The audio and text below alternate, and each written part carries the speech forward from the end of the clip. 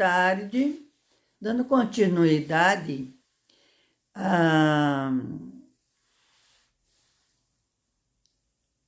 ao autoconhecimento através da jornada do herói.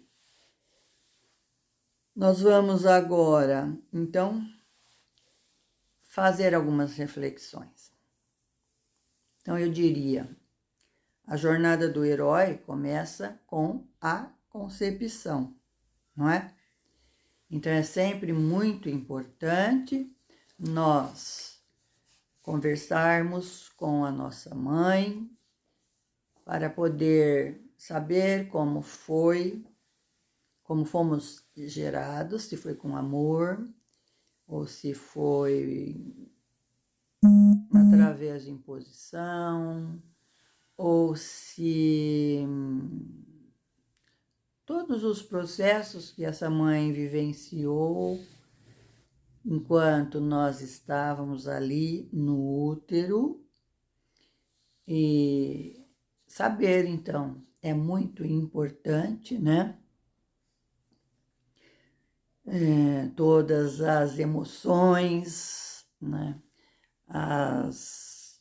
Os sentimentos que essa mãe teve quando nos gerou, saber como foi esse parto, quem estava presente, quem escolheu o nome, né? Então, a importância desse nome dentro dessa família, né? O que isso poderia significar diante da escolha, né? Ou desse nome, ou pelo pai, ou pela mãe, ou por ambos em conjunto. Então, a jornada do herói começa sempre com a concepção. Então, quanto mais você souber, né, do início da sua jornada, mais interessante vai ficando o seu caminho. Desculpa. Nós podemos dizer também que a busca ao longo da nossa vida, ela é sempre formativa, sempre formativa. E nós temos um livro de Kellyman que mostra muito bem esse processo de corporificação. A pergunta que fazemos é: como é que nós podemos usar a nós mesmos nas situações desafiadoras da nossa vida?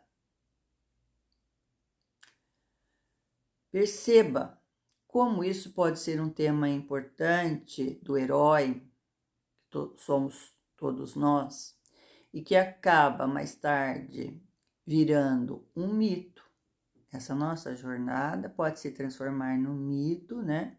E vai, com certeza, acabar fazendo parte da nossa mitologia pessoal.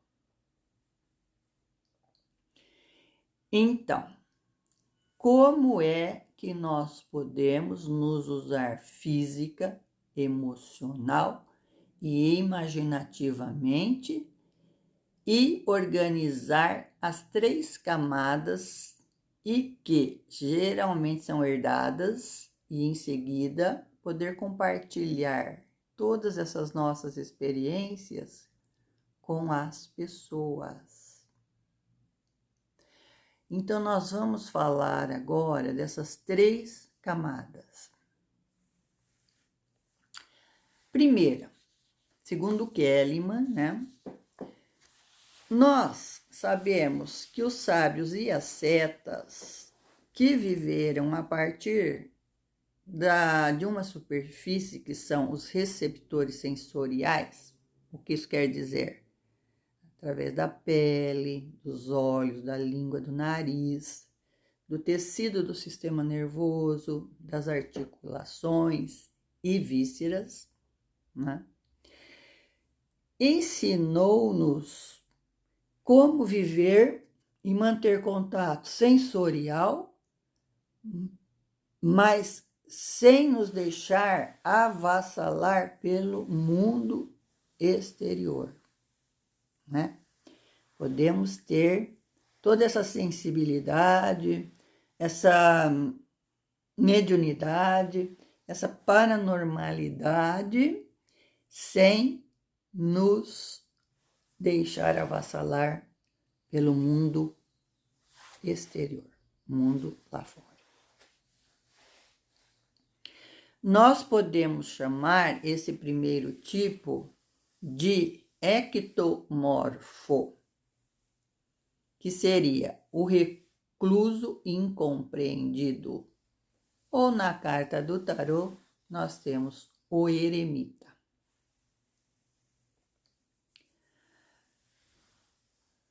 Mas presta atenção.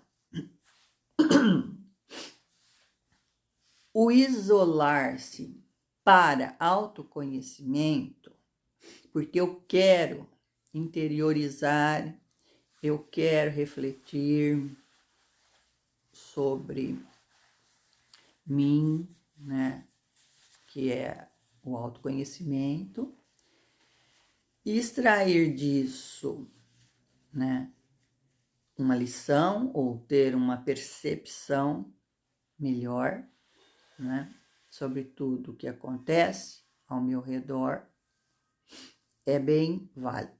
Mas se eu me recluso, eu entro num processo de isolamento porque eu sou tímida, porque eu não consigo me comunicar, ou porque eu estou passando por vários problemas, né? Então, isso não é produtivo.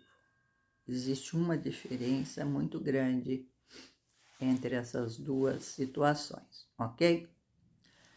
O segundo tipo, segundo Kellyman, é o guerreiro, ou seja, aquele que gera uma grande excitação na sua vida através de ações físicas. Ele está sempre fazendo, sempre agindo, ele autotesta-se. E, geralmente, ele extrai esse poder dos próprios músculos e do cérebro límbico, que é o emocional. Por isso que ele deseja vivenciar emoções fortíssimas, né? Para ele, a experiência do estar vivo, né, faz-se sendo fisicamente ativos, né? E nós podemos ver aqui nesse tipo a predominância de hormônios da ação. Ele é pura adrenalina. Geralmente, eles possuem grandes músculos, ossos fortes, né? E está sempre orientado para a ação, não é? Esse é o tipo mesomorfo. Dá-lhe adrenalina, não é? Geralmente ansioso, né? Muita adrenalina, o que não vai fazer muito bem para o sistema todo. O terceiro tipo, segundo Kellyman, é aquele que vive pelo apetite, para a sensualidade, para estar com pessoas, né? Eles estão sempre, né, procurando estar entre as pessoas, no meio, né, dessa algazarra toda, né? Geralmente tem um grande corpo, um apetite que busca sempre contato. Então, nós vamos ver aqui a predominância de hormonas dos órgãos da digestão e também da respiração, né? E é orientado, muito orientado para a intimidade, né? Não deixa de ser uma ansiedade que vai buscar na geladeira, que vai buscar nas compras, que vai buscar estar sempre rodeado de amigos, não é? Então, esse é o tipo endomorfo. Então, resumindo, presta atenção. Nós temos o tipo ectomorfo, o mesomorfo e o endomorfo, segundo Kelleman, né? Para exemplificar isto, nós vamos usar um mito bastante conhecido da literatura, que é Parsifal. E Parsifal na busca pelo Graal, né? O Graal aqui representa sempre um ato simbólico bastante elevado de preenchimento espiritual, né? Esse Graal nos mostra como devemos nos usar de modos diferentes como uma chave para a nossa salvação. Nós podemos perceber no mito de Parsifal e a sua procura pelo Graal que é um mito formativo, o herói.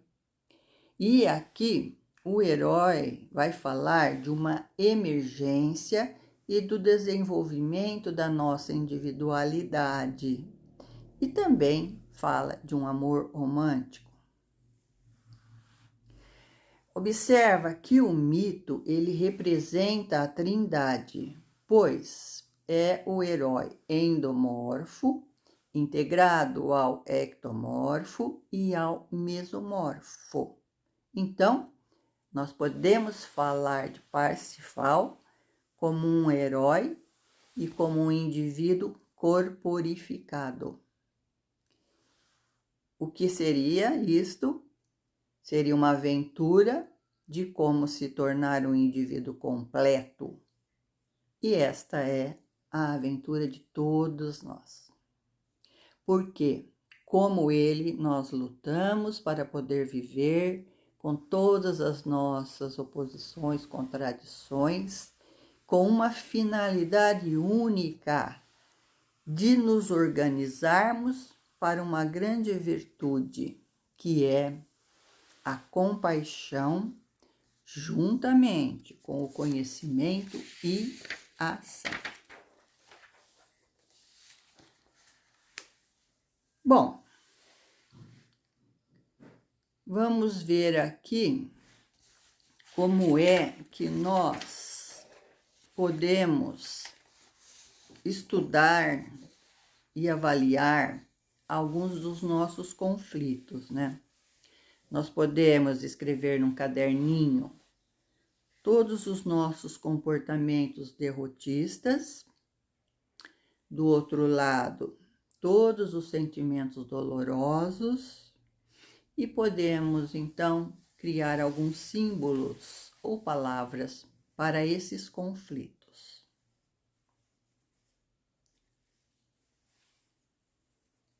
Então, essas reflexões são para que a gente possa encontrar as raízes do nosso conflito mítico lá no nosso passado, né?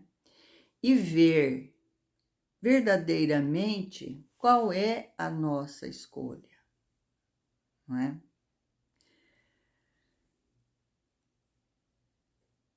Então, eu vou falar aqui algumas reflexões que eu achei interessante para vocês também pensarem, né? Sobre qual é verdadeiramente a nossa escolha, né? As raízes do nosso conflito, que podem estar lá no passado, através de crenças, etc. E Trigueirinho diz: se a vida material está em degradação neste mundo, o que queres encontrar nela de evolutivo? No mito de Parsifal e a busca do Graal, ele parte de um princípio que é a terra devastada. O que seria essa terra devastada, né? Naquela época seria a Europa, né? Toda desestruturada, né? Mas nós podemos ver hoje também, né? Nesse processo mundial da pandemia, uma terra também bastante devastada, mas também podemos trazer isso para nós, né?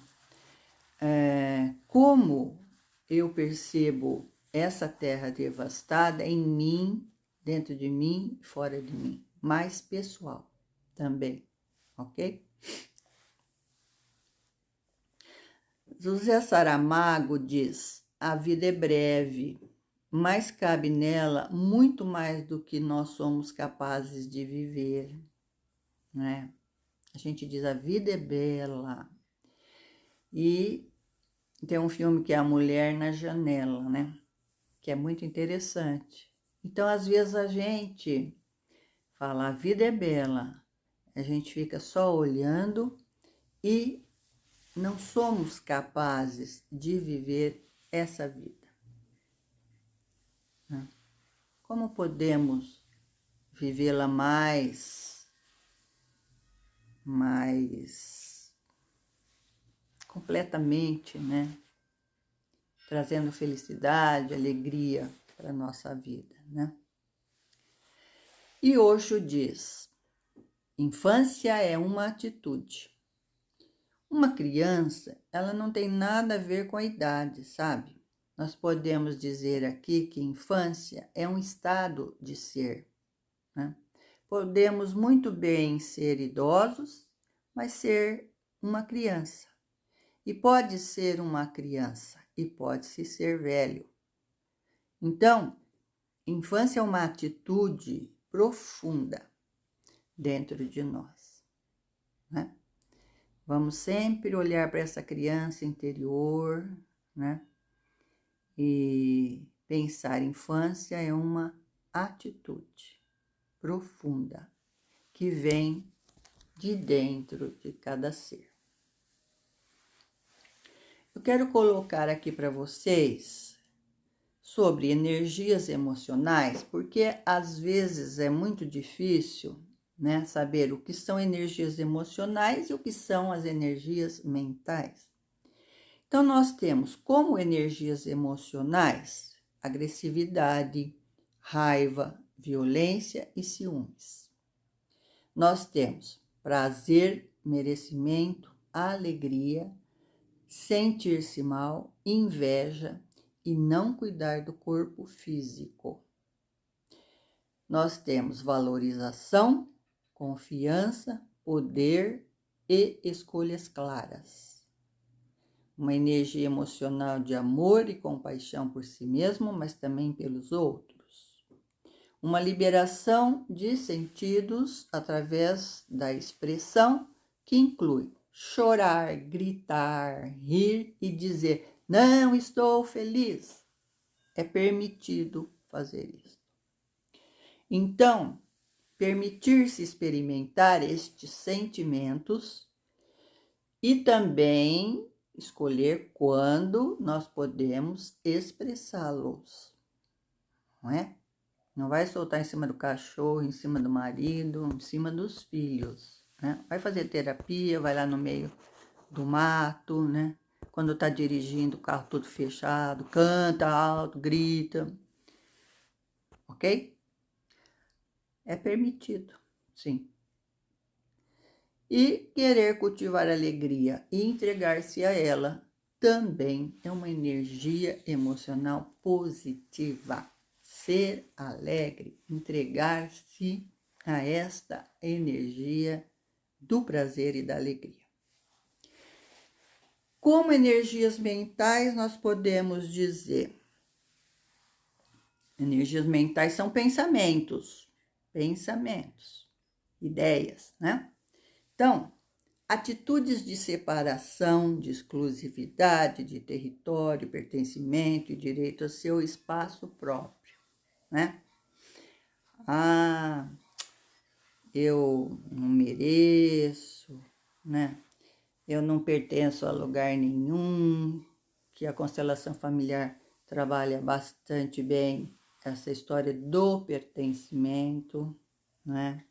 Ah, eu sou muito pequena, né? Eu não mereço, né?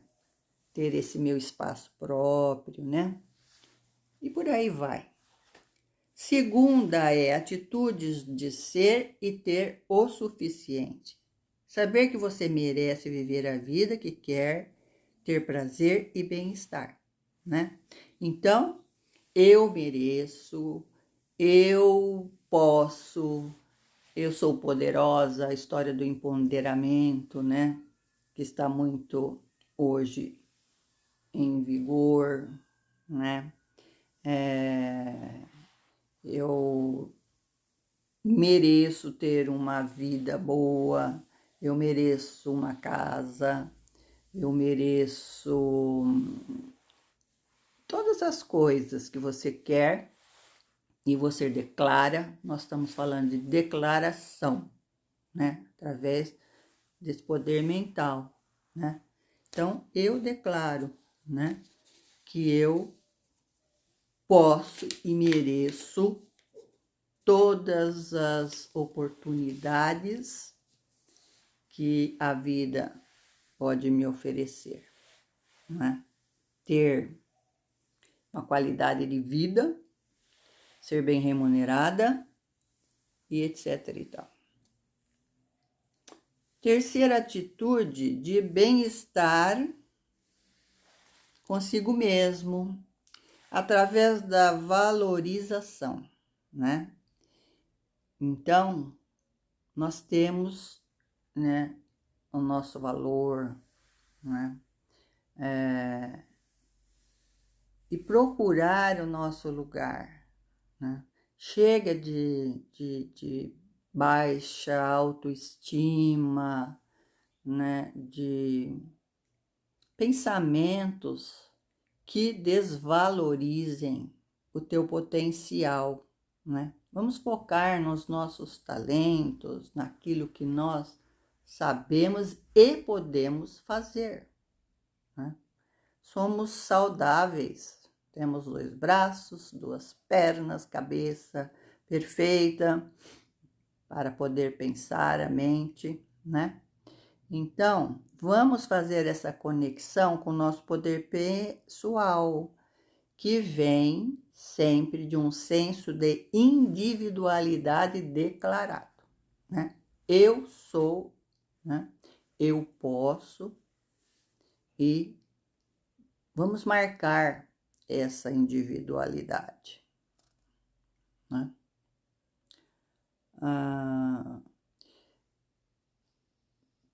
Ter esse... vamos ter atitudes de felicidade, sabe? De muita alegria e prazer, né? Já falei, né? Então, para isso, nós temos que saber o que alegra o nosso coração, né? E abraçar a vida, né? O que me dá alegria, né?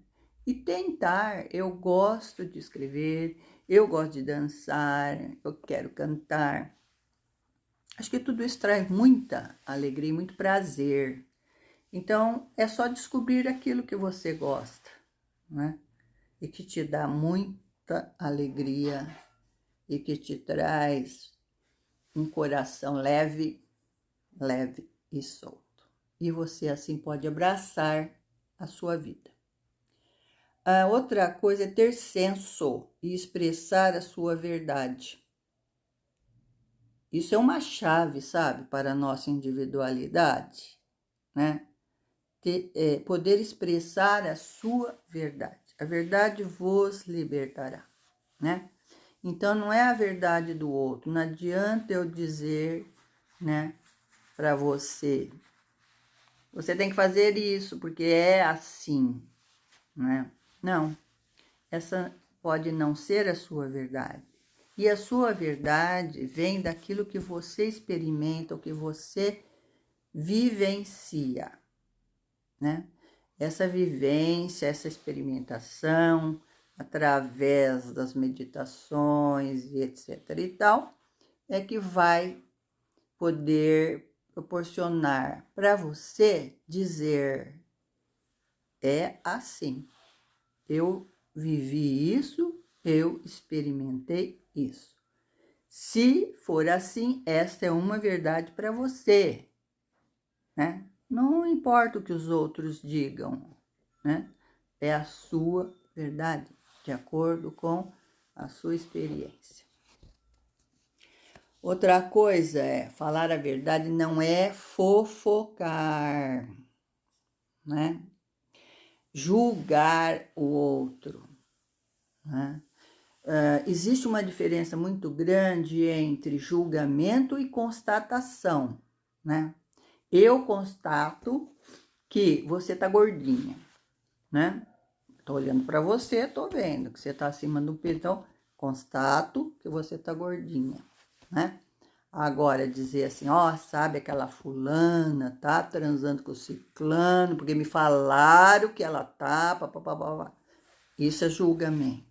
Então, há uma diferença muito grande entre julgar e constatar. Mentiras, nem pensar, né? Porque o cérebro, a nossa mente, quando você diz uma coisa e vivencia de outra forma, a mente faz assim, ai, não estou entendendo nada, cria conflito, instabilidade, desarmoniza.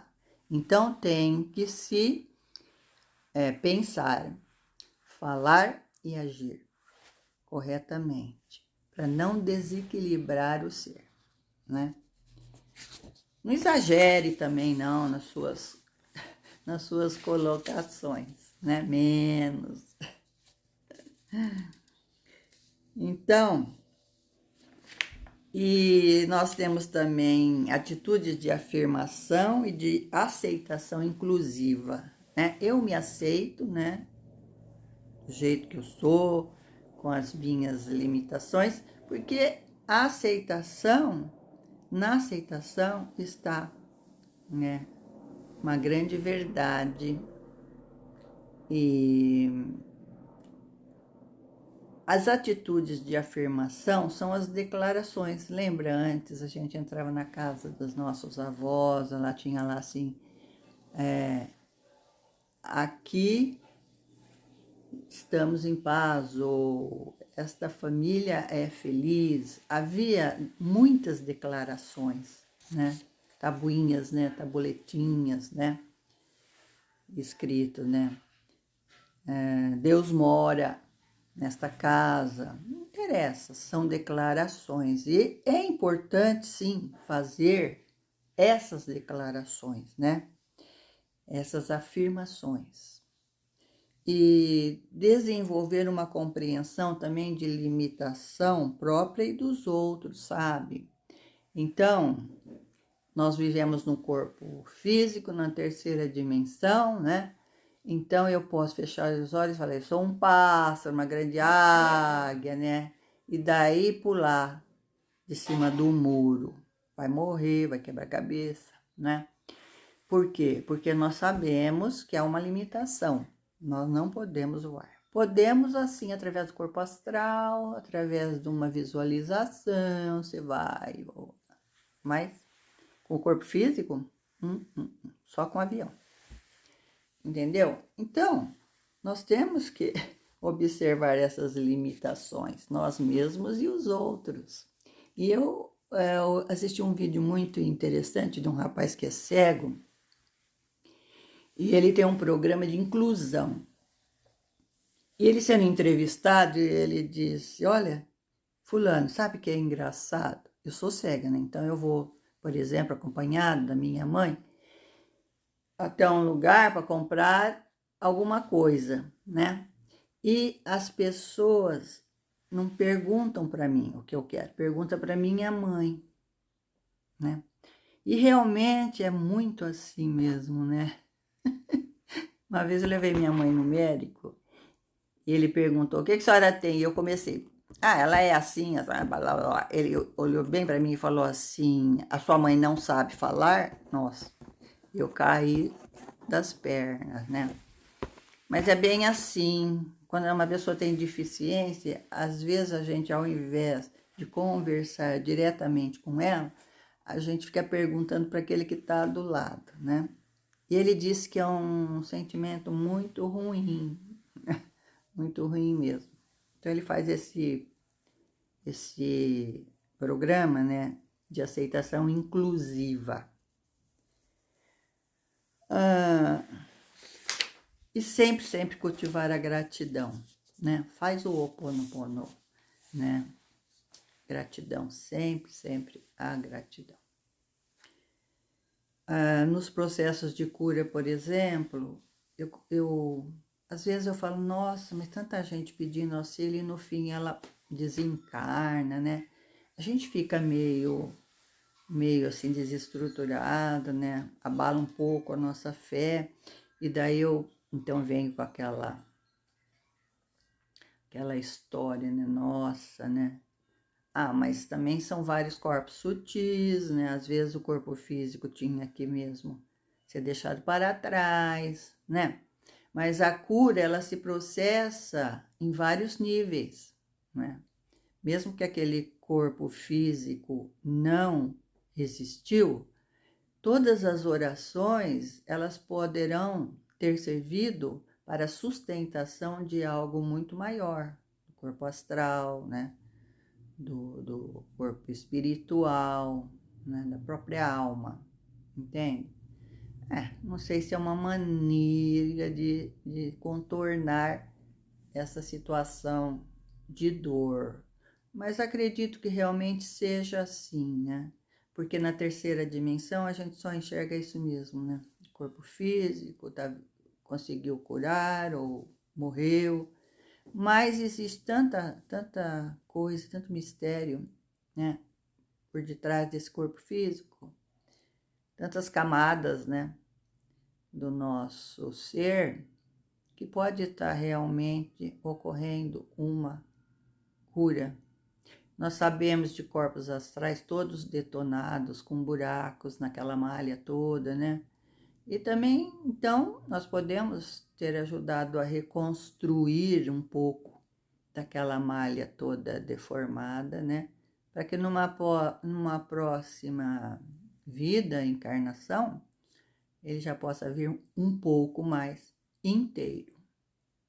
Não sei se vocês concordam com esse meu pensamento, né?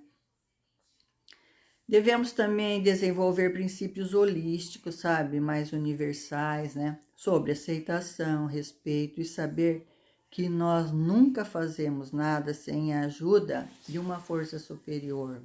Querendo ou não, existe uma força superior que nos mantém, que nos dá estrutura, né? E que, né, na antiguidade eles chamavam também, né, de anjos, de arcanjos, né? Que podem ser seres de outra dimensão, relacionados com as criaturas que nos criaram e que procuram nos manter, né, saudáveis, dando uma sustentação, assim como os nossos mentores, né, nossos antepassados que já foram e que estão ali à nossa espera, torcendo por nós, né? No centro espírita a gente fala do mentor, na igreja do anjo, do arcanjo, e assim vai, né? Nós sabemos de canalizações de alguns seres que disseram: nunca encarnamos no seu planeta Terra, mas eles estão aqui, mandando mensagens, tentando nos passar alguma coisa para que a gente consiga sair e adentrar e fazer o nosso trabalho na quinta dimensão, né? Então, todas as ideias e atitudes que temos reflete com certeza a forma como fomos criados, né? Tudo aquilo que a nossa família pensava sobre a vida, o que as igrejas, as escolas consideravam certo, né? E tudo aquilo que a nossa cultura exaltou como valioso. Por isso que é interessante, eu nasci em 1950. Vamos ver o que estava acontecendo naquela década de 50, de 70, né? Qual o contexto onde eu cheguei, né? Estamos falando de crenças, sim, costumes, de crenças, que para que haja uma evolução, uma ascensão, vai ter que repensar, que refletir sobre essas crenças, esses costumes e a vida como um todo. Acumulamos muitas ideias autolimitantes que são baseadas no que outras pessoas consideravam certo, né? Então, tem que fazer uma reflexão. Isso é certo para mim? É certo? É verdadeiro? Se não for, descarta, né? Descarta, né? Nós temos que aprender a pensar por nós mesmos. Isso vai levar muito tempo. Como diz a minha amiga, somos todas crianças, né? Ainda engatinhando, pode ser velho, mas é criança engatinhando. E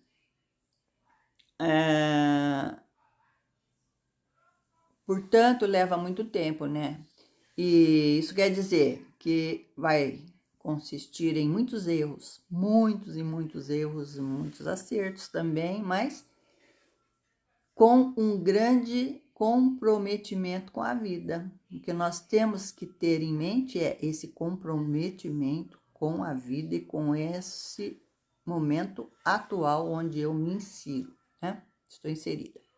Então, quando nós desenvolvemos crenças saudáveis, né, e que refletem o estado interior pacífico, porque se eu tenho uma crença saudável, eu posso refletir um estado interior pacífico, né? Daí o nosso pensamento vai ser muito mais claro, né?